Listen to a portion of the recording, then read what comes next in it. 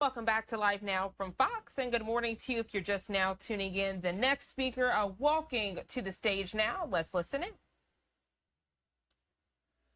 Good morning, Cpac.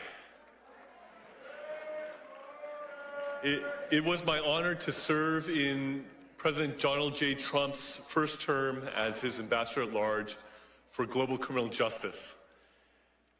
And I want to hearken back to a little bit of history here.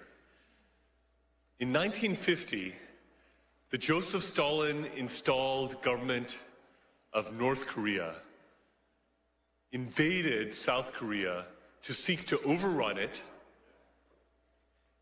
And in that conflict, a US-led coalition of 20-some countries repelled the communist aggression at the price of 50,000 American casualties. I honor the blood that was spilled by American soldiers to keep the whole peninsula from being one big North Korea, which is the most oppressive, darkest, most unjust place on planet Earth. And believe me, I know of many such places around the world, and it is number one in that regard. Now, South Korea stands on the edge of a cliff.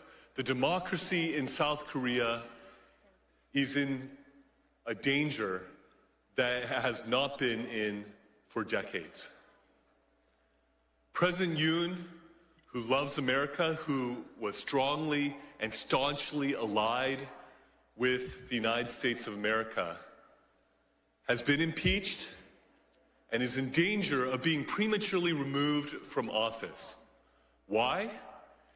Because he had the courage to stick out his neck and say that there are things that are amiss in South Korea because there have been many indications of election fraud.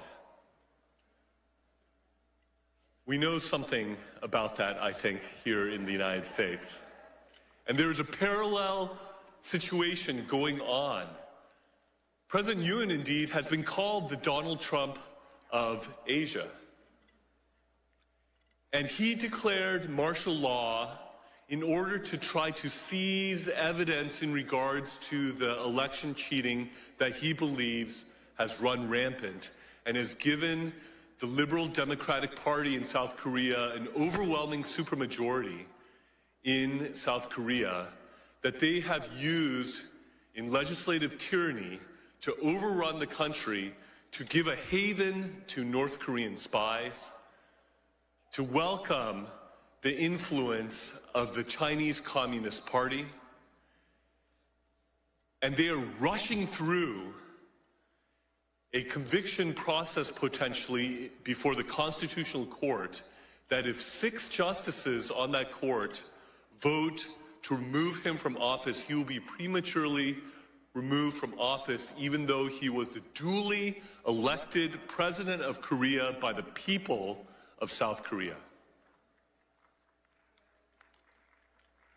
They are rushing this through because his chief political rival who wants to supplant him as president, Lee Jae-myung, who has allegedly sent millions of dollars over to North Korea against US sanctions and against the UN Security Council sanctions, who has aligned himself with North Korea and with the Chinese Communist Party, is himself accused of various crimes that if he is convicted, he would be disqualified from being a candidate for president of South Korea.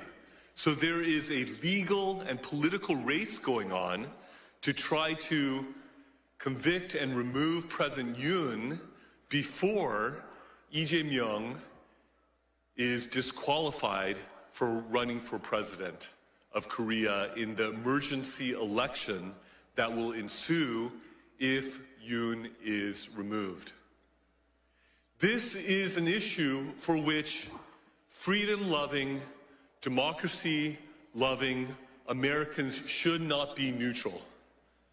This is a situation where our government and our people should stand with our allies in South Korea and with President Yoon and stand up and be counted and let the world know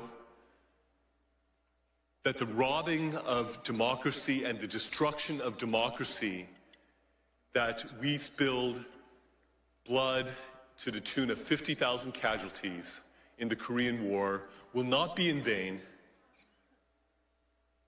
but that the democracy in South Korea could flourish and the people's elected president, President Yoon, who loves America, who's closely aligned with America, would be able to be vindicated in the Constitutional Court and restored to his rightful office.